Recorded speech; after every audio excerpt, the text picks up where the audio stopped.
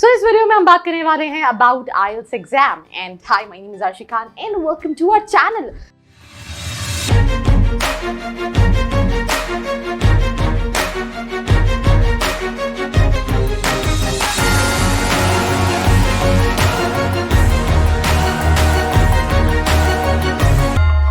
So when it comes to IELTS, it's all about international English language test.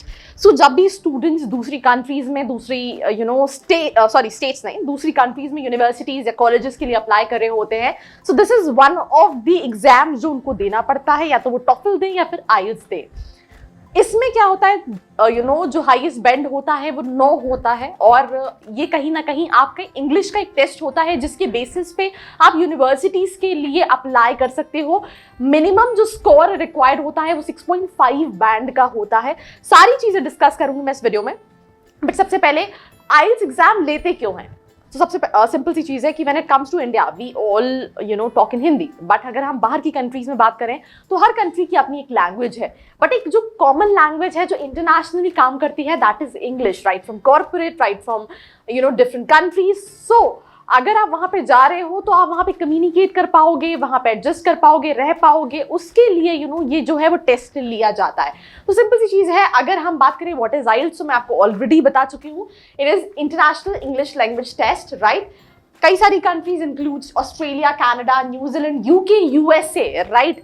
ये जो है यहाँ पे एडमिशन प्रोसेस के लिए ये एग्जाम लगता है. और आईएल्ट्स की अगर हम बात करें तो ये जॉइंटली ओन्ड बाय है British council, which is IDP, IELTS Australia and Cambridge Assessment English, right? Now moving to the next slide, if we talk about the highlights. So exam का नाम है IELTS, as we all know. मैं full form आपको बता चुकी हूँ. Official website है www.ielts.org.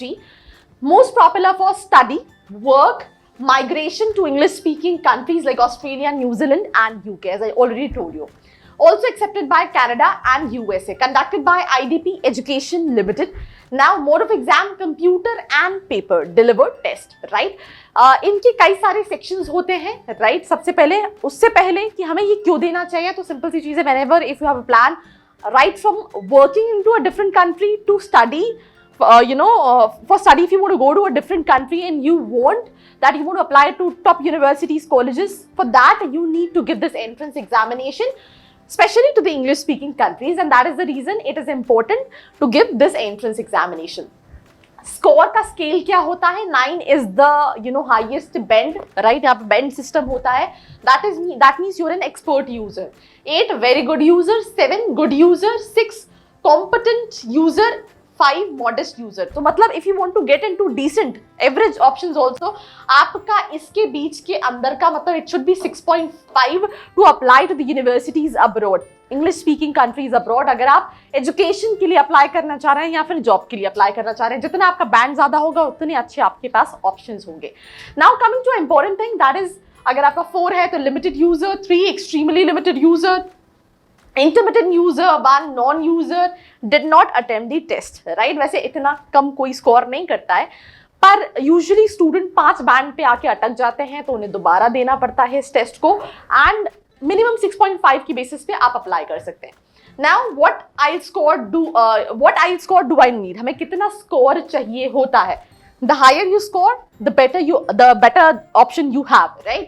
Simple सी चीज़ है कि अगर आपका कम्युनिकेशन इंग्लिश में अच्छा है तो उस हिसाब से यूनिवर्सिटीज जब आप, because whenever you apply for under grades या पोस्ट ग्रेड्स यूनिवर्सिटीज अब्रॉड, वहाँ पे आप अपना रिज्यूमे बना के भेजते हैं. प्रोफाइल जो है वो बहुत मैटर करती है, और साथ ही साथ इसका स्कोर जो है वो रिक्वायर्ड रहता है, और वो भी एक बहुत बड़ा की फैक्टर होता है when it comes to selection process.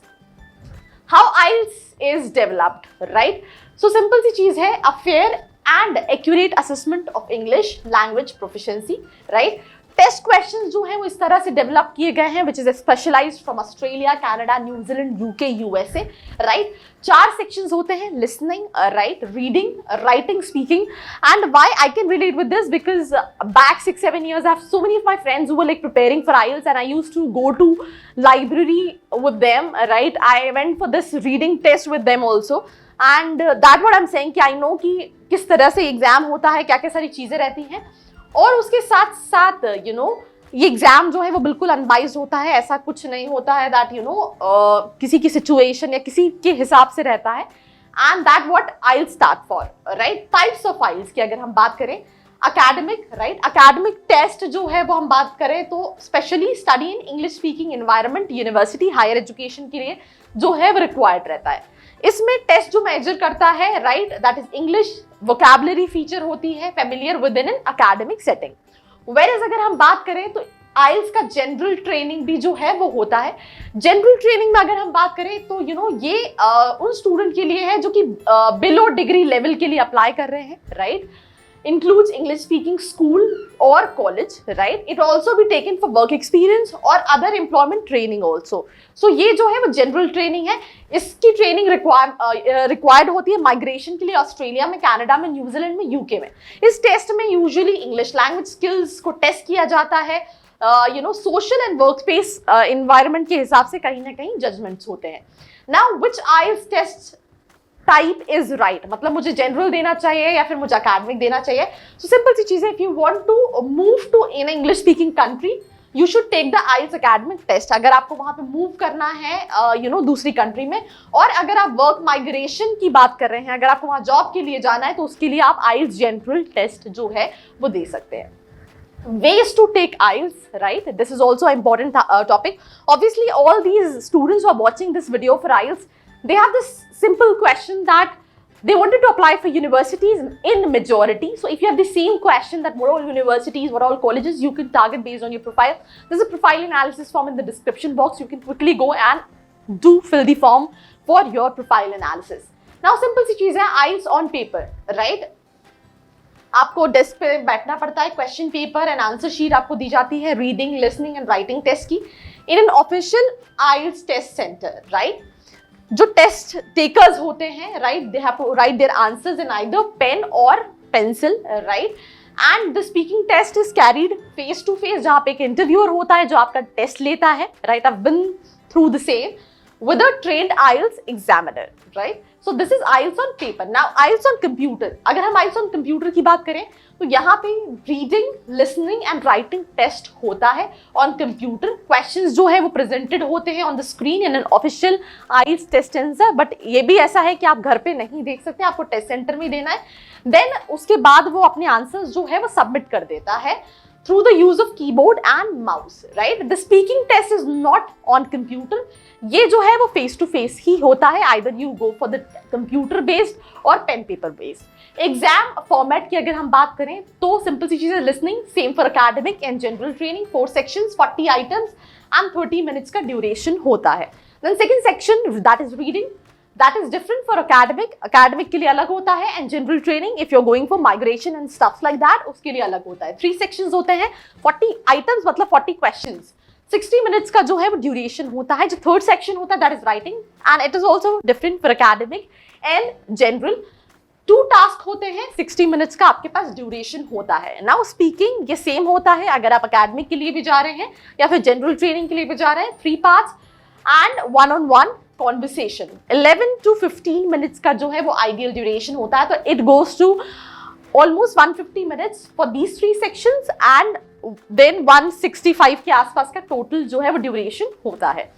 Now IELTS registration fees क्या होती है, right? Whenever you apply for GMAT, GRE तो उसकी फीस क्या है? It is 14,700 which is on a higher side. अगर आप अब्रॉड में किसी भी एग्जाम्स को दोगे, राइट, GMAT, GRE, TOEFL, वो थोड़े से कॉस्टली होते हैं। दैट इज द रीजन आपके लिए बार बार अटेम्प्ट करना becomes difficult. So it is suggested that आप पहले प्रिपेयर करो अच्छे से एंड देन आप इस टेस्ट को दो। इफ यू जस्ट वांट कि हम इस चैनल पे आइल्स की ट्रेनिंग भी प्रोवाइड करें, do let me in the comment section so that I will be able to help you out with that also, right?